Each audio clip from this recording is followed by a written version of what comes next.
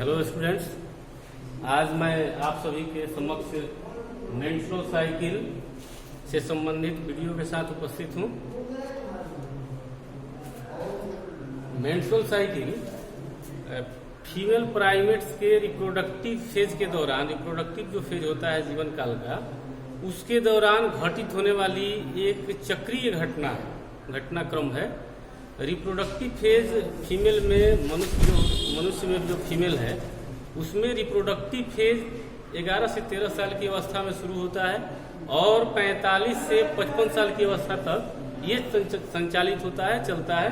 तो इस दौरान ये रिप्रोडक्टिव जो ऑर्गन है उसमें अंडाशय में, गर्भाशय में होने वाले चक्रीय परिवर्तन है और ये लगभग 1 माह में पूरा होता है, एक चक्र, इसलिए इसको मासिक चक्र या मेंस्ट्रुअल साइकिल कहा जाता है।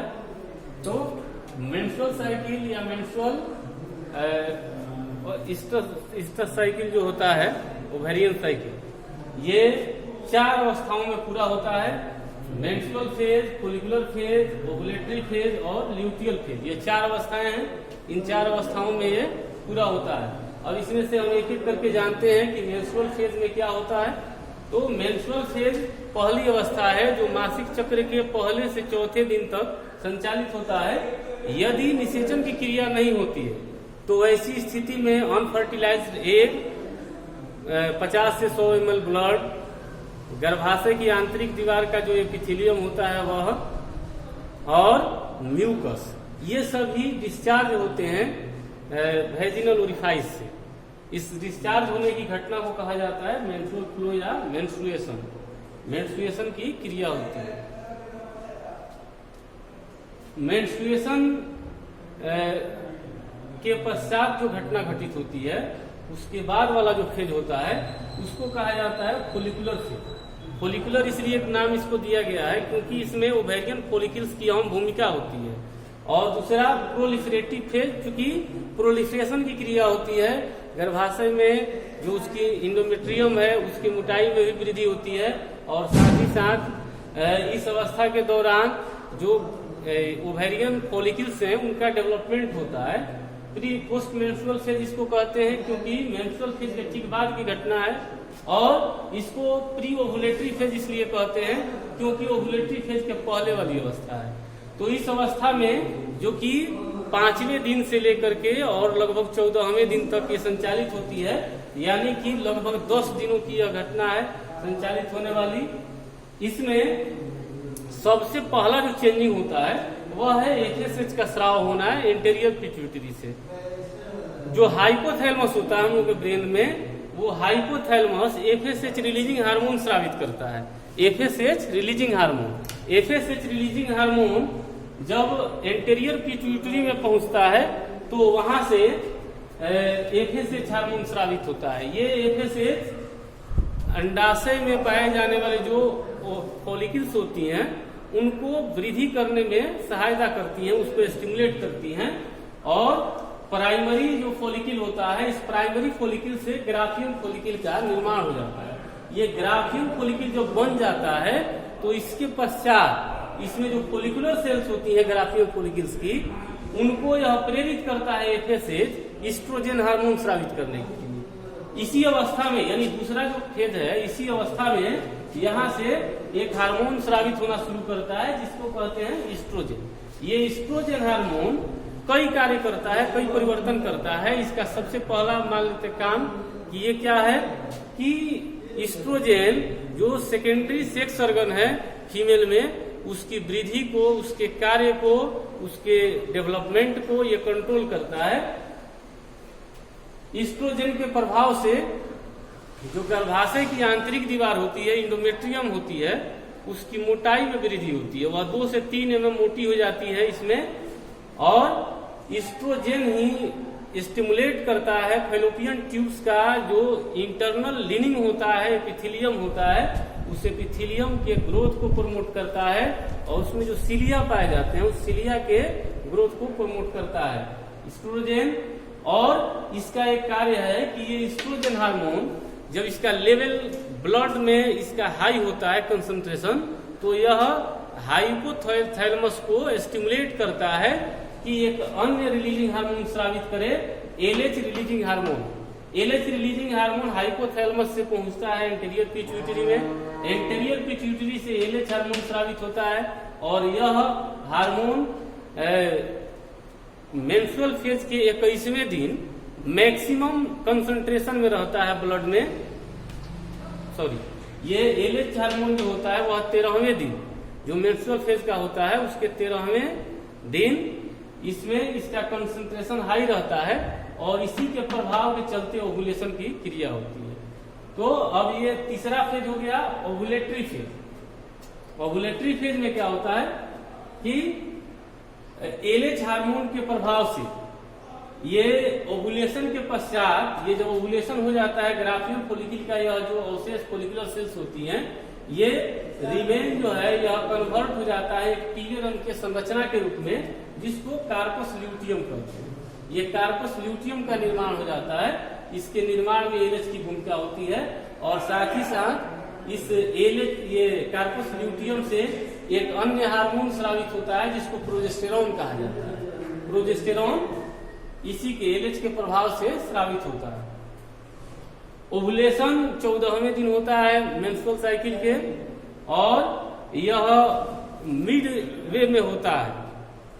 इसके अतिरिक्त ये जो लास्ट फेज है ल्यूटियल फेज, ये कार्पस ल्यूटियम के चलते इसका नाम रखा गया ल्यूटियल फेज, या इसको प्री मेंस्ट्रुअल फेज कहते हैं।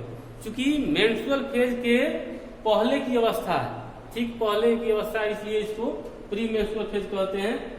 और ओवुलेटरी फेज के ठीक बाद ये घटित होने वाली घटना है, इसलिए इसको पोस्ट ओवुलेटरी फेज कहते हैं। इसको सेक्रेटरी फेज भी कहा जाता है क्योंकि इस अवस्था के दौरान अधिक मात्रा में प्रोजेस्टेरॉन हार्मोन और एस्ट्रोजन हार्मोन का स्राव होता है।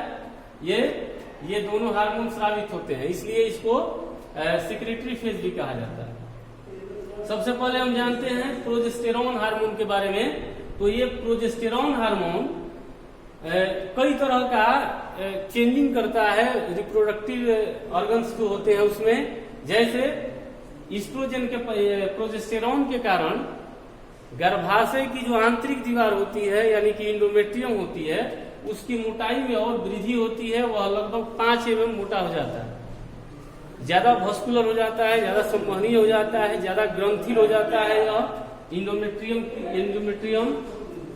और इसके द्वारा प्रोजेस्टेरॉन के द्वारा जो फैलोपियन ट्यूब होती है, फैलोपियन ट्यूब का जर्मिनल एपिथेलियम और उसके सिलिया, उसमें ये वृद्धि करने का कार्य करता है, उसका ग्रोथ होता है। प्रोजेस्टेरॉन एफएसएच और एलएच हार्मोन के स्राव को डिक्रीज कर देता है। हाइपोथैलेमस पर इसका प्रभाव पड़ता है, निगेटिव फीडबैक होता है, जिसके चलते एलएच और एफएसएच हार्मोन का डिक्रीज हो जाता है।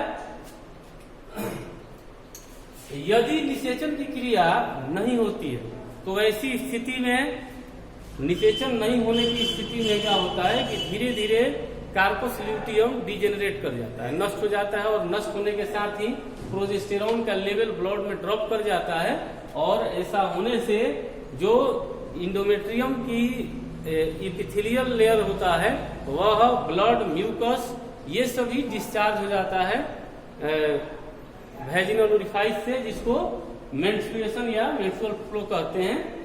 और यदि निषेचन की क्रिया हो जाती है तो ऐसी स्थिति में निषेचन होने के पश्चात ब्लास्टुला इम्प्लांट करता है गर्भाशय के साथ और कोरियोनिक प्लासेंटा का निर्माण होता है। प्लासेंटा द्वारा एक और हार्मोन स्रावित होता है जिसको कहते हैं HCG, ह्यूमन कोरियोनिक गोनाडोट्रोपिन। ये स्रावित करता है प्लासेंटा। प्लासेंटा से ये निकलने वाला हार्मोन प्रोजेस्टेरॉन के लेवल को कायम रखता है ब्लड में और साथ ही साथ कार्पस ल्यूटियम को भी मेंटेन करके रखता है कि ये नष्ट नहीं हो। तो प्रेगनेंसी के दौरान ऐसा होता है। तो एक और इसमें है कि रिप्रोडक्टिव फेज के दौरान एक फीमेल में कितने ओवम का निर्माण होता है। तो लगभग 400 ओवम किसी स्वस्थ महिला में रिप्रोडक्टिव फेज के दौरान बनते हैं।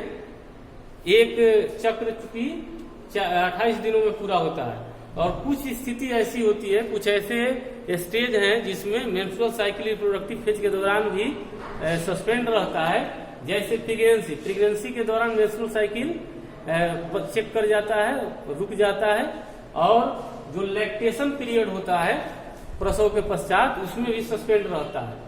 मेनोपॉज जो होता है 45 से 55 साल की अवस्था में मेंस्ट्रुअल साइकिल हमेशा के लिए रुक जाता है, यह घटना मेनोपॉज कहलाती है। ये जो डायग्राम देख रहे हैं यहाँ पर, ये वाला जो पोर्शन है ये दिखा रहा है जो एंटेरियर पिट्यूटरी से स्रावित होने वाले एफएसएच और एलएच हार्मोन है, उनका ब्लड में कंसंट्रेशन को दर्शा रहा है। ये कंसंट्रेशन शुरू में एलएच का कम रहता है और मिडिले में ये हाई होता है। एफएसएच का जो कंसंट्रेशन है वो शुरू में हाई रहता है, धीरे धीरे आप देख रहे हैं कि कम है और फिर कम होता है, लास्ट में जाकर के ये इंक्रीज करता है उसी। और ये वाला जो स्टेज देख रहे हैं ये डेवलपिंग फॉलिकल्स हैं। प्राइमरी फॉलिकल, प्राइमरी से सेकेंडरी टर्शियरी बनता है, इसके पश्चात ग्राफियल फॉलिकल का निर्माण होता है। 14वें दिन लगभग ये ओवुलेशन की क्रिया होती है, अंडोत्सर्ग हो जाता है। अंडोत्सर्ग के पश्चात कार्पस ल्यूटियम बनता है। ये कार्पस ल्यूटियम प्रोजेस्टेरॉन और एस्ट्रोजन हार्मोन स्रावित करते हैं और इसके बाद यदि निषेचन नहीं होता है ये डिजेनरेट कर जाता है, इस अवस्था में चला जाता है। ये देख रहे हैं ये जो हार्मोन्स है ओवेरियन हार्मोन्स है, एस्ट्रोजन और प्रोजेस्टेरॉन, ये इनका ब्लड में कंसंट्रेशन हुआ।